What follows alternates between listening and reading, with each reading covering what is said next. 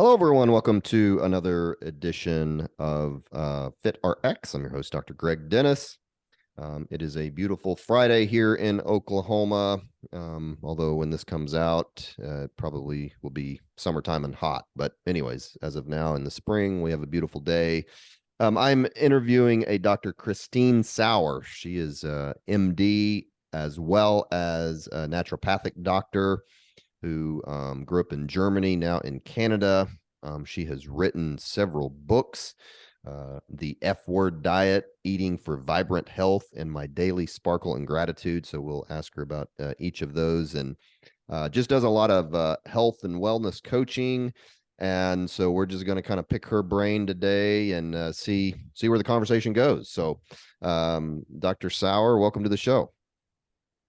Thanks, Greg, and I'm happy to be on the show. And since we're both doctors, usually we don't say the doctor. That's fine with me. Okay, very nice.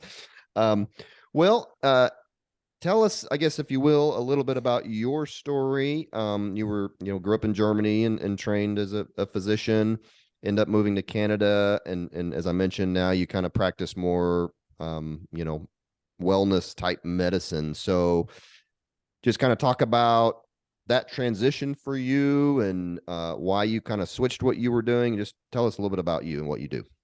I'd be happy to. So I grew up in Germany and I became a physician, a naturopath, which is not an unusual combination in Germany, interestingly. And I married, had children, the typical wife thing. And I still worked in the family practice that we together had and was very successful by all means, opened my own dermatology practice, one of the only ones in Germany that had 6 weeks wait time. I had a lot of fun, but I worked 14 to 16 hours. It was way too much. The stress was too much. My marriage was not happy. The children were hard to manage. They grew older, teenagers, and I didn't know what to do with them, honestly, at that point. So something had to give, the stress, it affects your health. So for me, it started with back pain. So I got back pain, and it started one day. I never had back pain before. And that evening, I was in severe pain and just made it home in bed. The next morning, I couldn't walk. So I went to the hospital, had to learn to walk again. I had 2 slipped discs. Took me 4 weeks. I walked again. I started to work. Next disc slipped.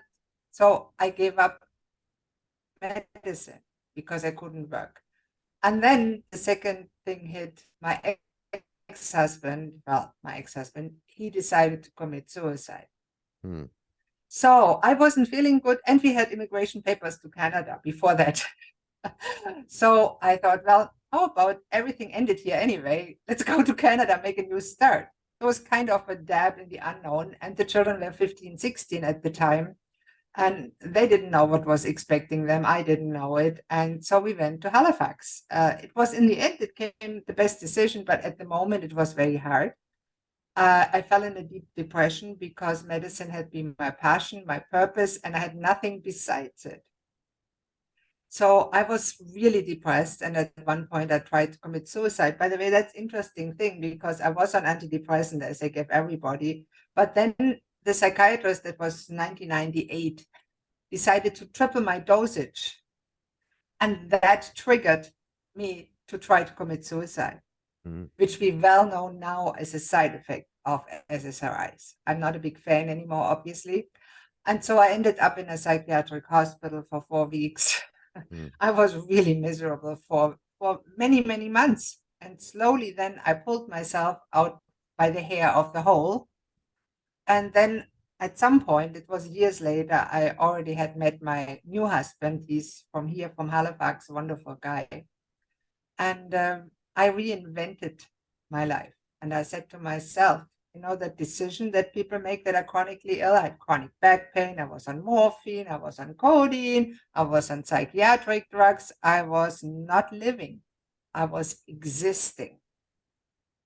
So I said to myself one day, that is not the life I want to live. I want to have a different life. I want to be able to connect back with my purpose and make a difference in people's lives. Now, I could have gotten my medical license, But they lied to me too from the medical establishment. They said, oh, just take those tests and then you can work as a physician after you worked with a few other doctors for a few months. So I took the LMCC 1 and 2, I passed them. And then I went back to the College of Physicians and they told me, oh, no, you're not from a Commonwealth state. You need a new residency. So at that point, my question was, is there part-time residencies? And the answer was no, with no options. So that didn't help my depression. So over time, and I laugh at it now because it's long ago. So then I made my decision, I want to do something else. What can I do as an unlicensed physician and naturopath? But I thought I become a health coach. Why not?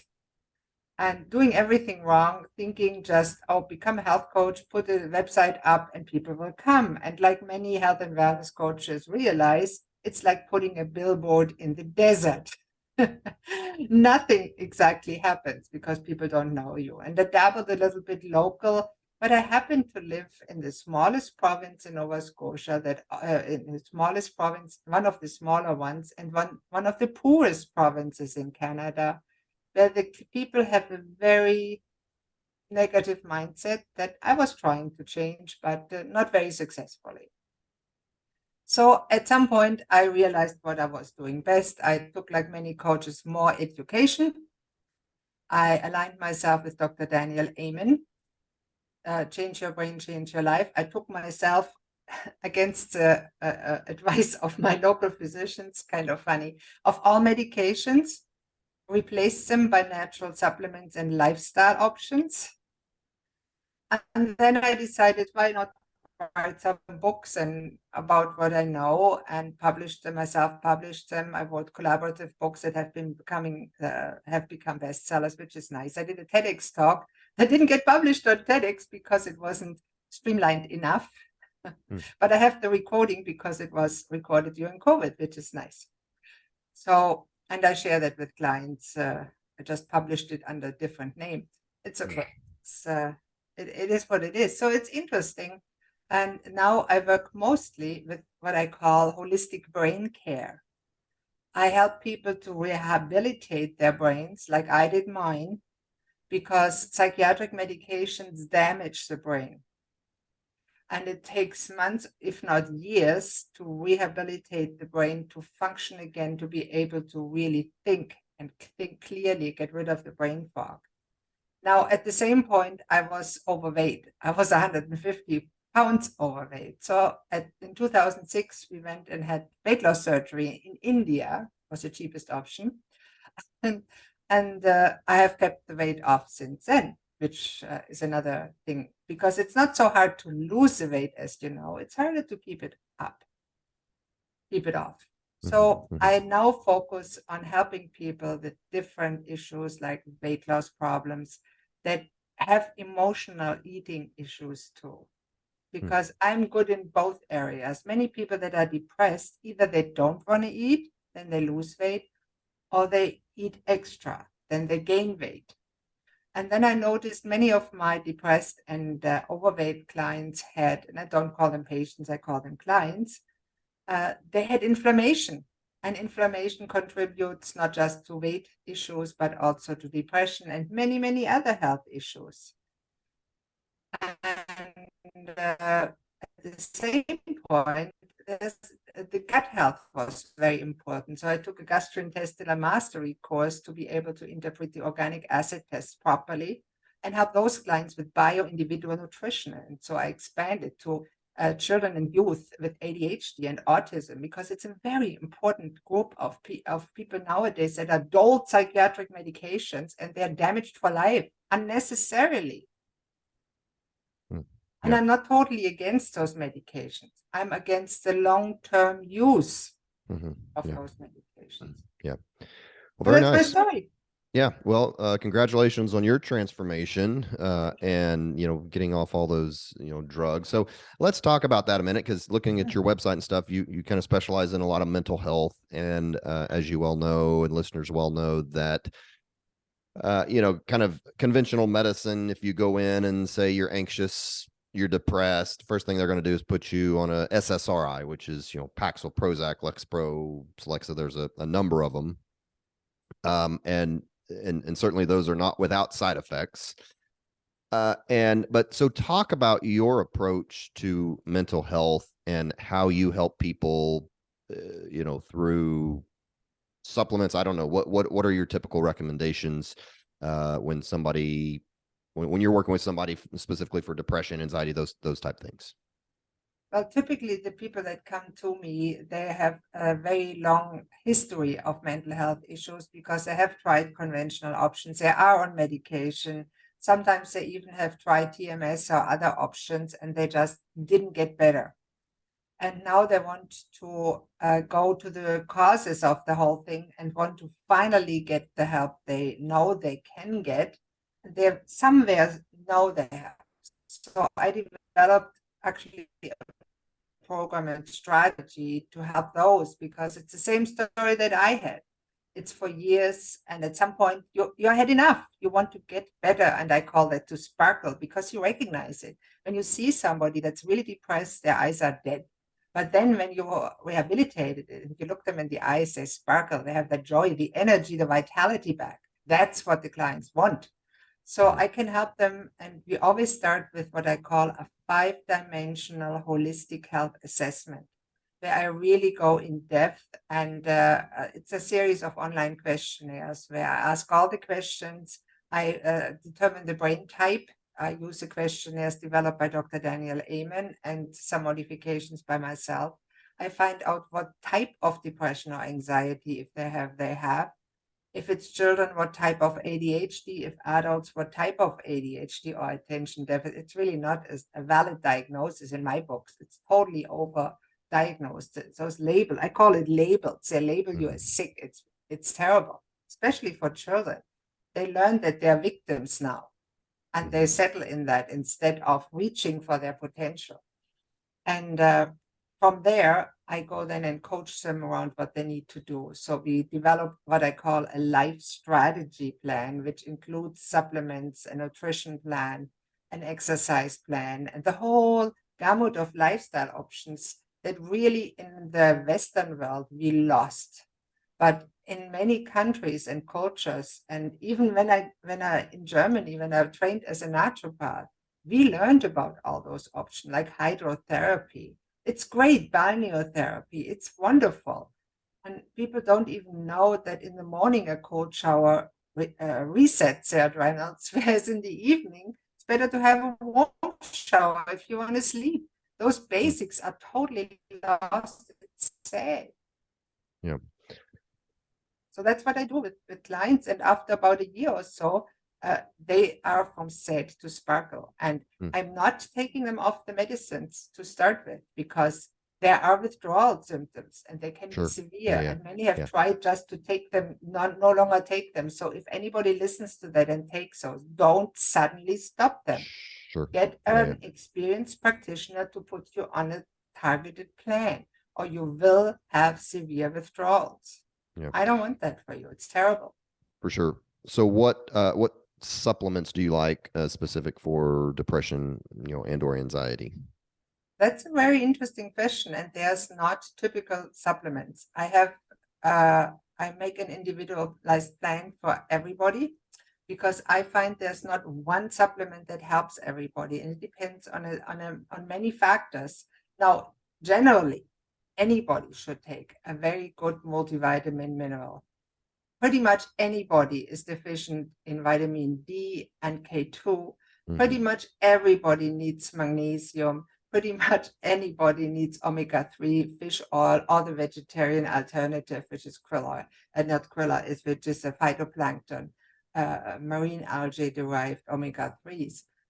That's really basics. And then, of course, it depends on the situation. There may be certain B vitamins, there may be zinc, and that's what the the organic acid tests help to determine what they really benefit from. And I did the courses from Julie Matthew on bio-individual nutrition, which goes very deep into the biochemistry. I'm a fan of biochemistry and Krebs cycle, and I try to optimize it without breaking the bank and without many patients fall to the fallacies that either buy something that's really expensive that they don't need, but they have not, the basics are not right. They don't eat anything healthy. I mean, I'm Yeah. sorry, if you are Twinkies all day, the best supplements can't get you healthy. Yeah, for sure. Yeah. Okay. Well, let me ask you about your book. So you've written several books. One is called The F Word Diet. Yeah, it's a fun project of mine. Yeah, so give us just kind of a brief summary of that book.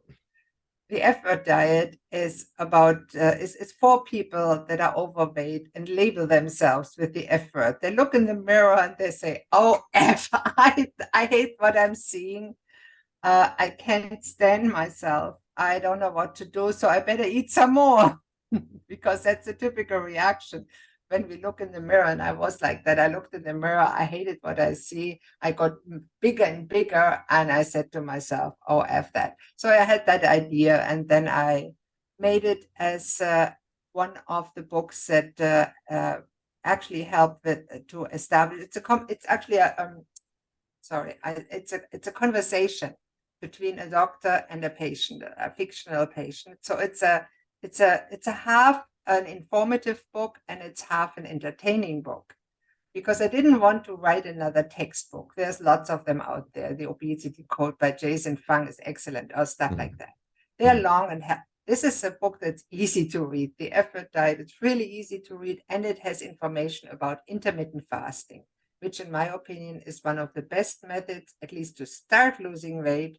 And we know that it helps with longevity, which is your specialty too, and it helps with persistent weight loss, and it liberates people from that constant deprivation thing that many weight loss patients go on. I can't eat that. I'm not allowed. But if you're not allowed, your brain says, oh, you don't want it. And then they eat. Yeah. So you wrote another book called Eating for Vibrant Health, which I love that title because my clinic's name is Vibrant Life. And so yes. love that. So what, tell us about that and maybe what's different about that book than the other diet book. I wrote the Eating for Vibrant Health and Explosive Energy for my clients, really, because I got always asked, what can I eat when I go to the grocery store? What should I choose? So I made it very simple, and I broke down the food groups, and I classified each food groups in 3 parts. What is recommended or optimal to eat, what is acceptable if you can't afford or get what's optimal, because I live in the northern climates, we don't always get the optimal food, and many people can't afford organic or biodynamic food, which obviously is best. And then what better to avoid. And in the beginning, I write a few articles about what I think about food quality, food preparation, processing food, and the difference between fresh, local, and has been on the store shelves for 6 weeks and still look good. Yeah. Okay. And then lastly, you wrote a book called My Daily Sparkle and Gratitude.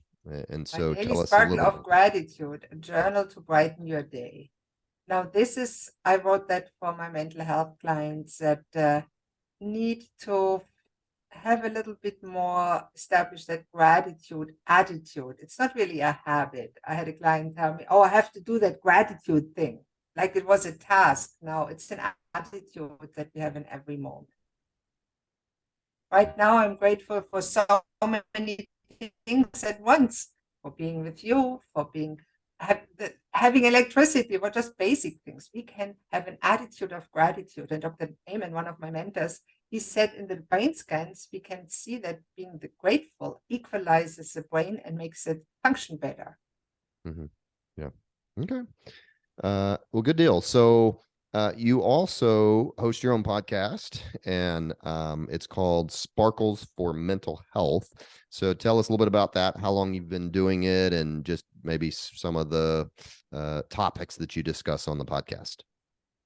Well, I started that podcast in 2017 as a local radio show, and I called it Healthy Alternatives, which is okay, but it was really non-descriptive. And over time, when I developed my real love for mental health focus, I said, all my guests, I always had guests, and they share stories of struggle and overcoming that struggle.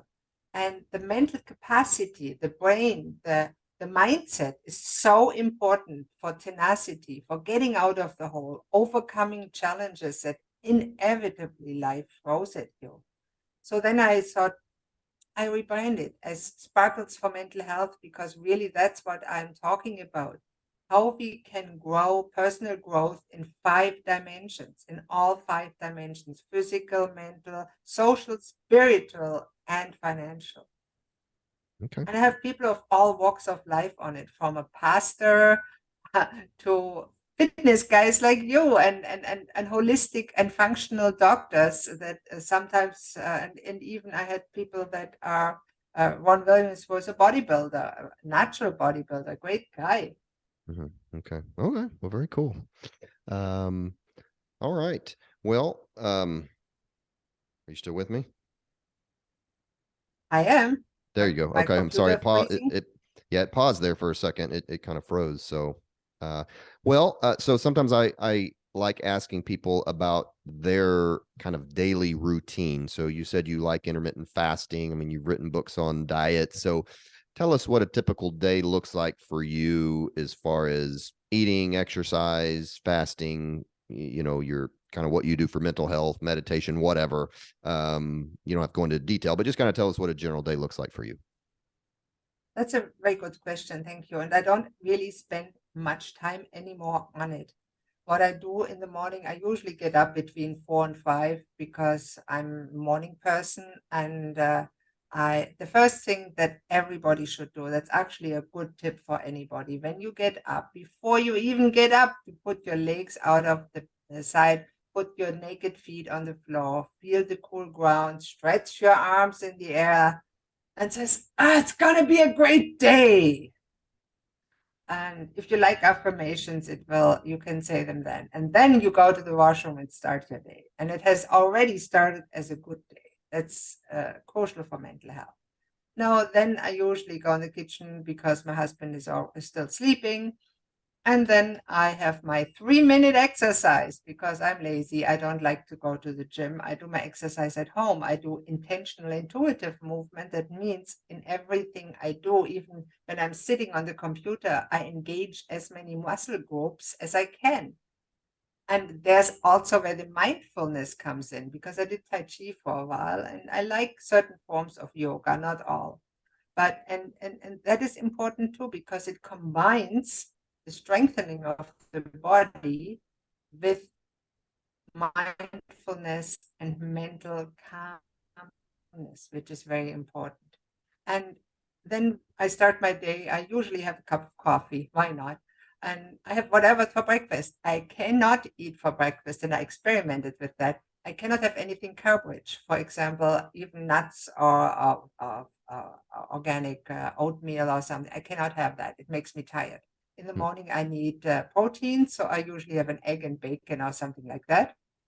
And then I can start my day. And I'm not on the computer. I'm very busy, so usually I don't do much. I get up every now and then and do some Tai Chi exercises, and or I do the 3-minute exercise by Zach Bush to get my energy back and help a little bit. And then after the end of my workday, and workday for a coach is often a little cut up, I'll walk my dog sometimes when the weather's nice and my neighbors think I'm crazy because I move my whole body when I walk.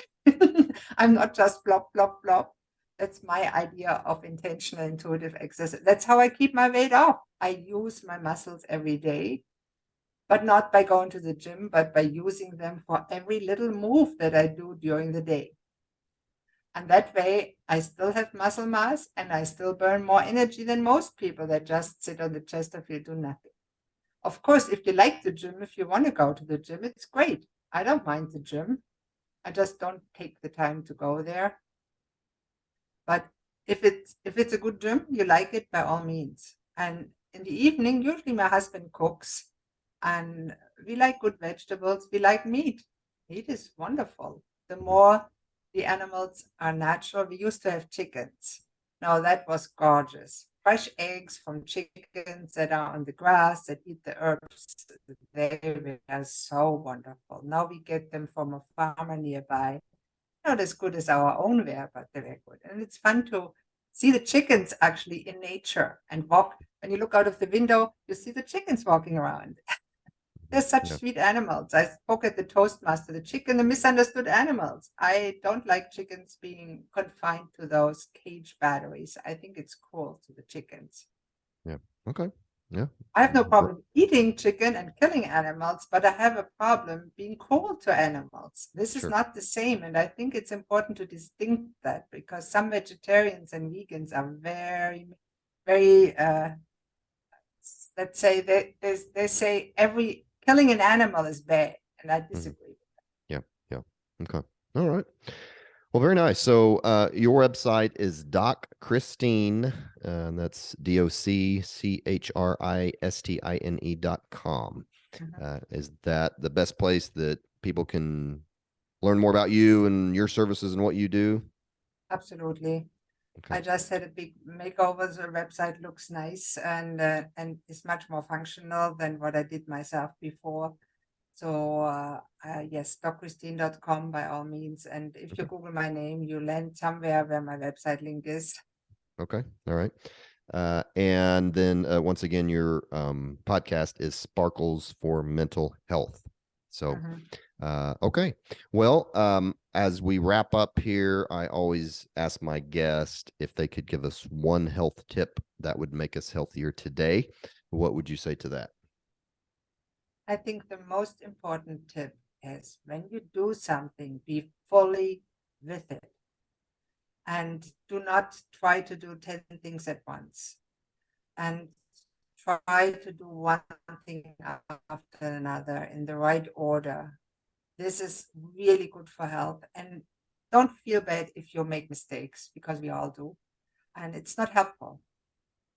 If so many people nowadays are stressed. And on my website and otherwise, I have a little video that I give away for free with the course. I call it the Instant Calm Formula because I help people to de-stress and calm anxiety and voice in less than 10 minutes. So I invite you, if stress is one of your problems, go there and get your instant calm formula. It's really good. Okay. Okay. All right. Well, thank you so much for just sharing your story and a little bit more about what you do. And so, uh, would encourage everyone to just check out her stuff. And so, as always, I appreciate everyone listening, and we will talk to you next time. Thank you.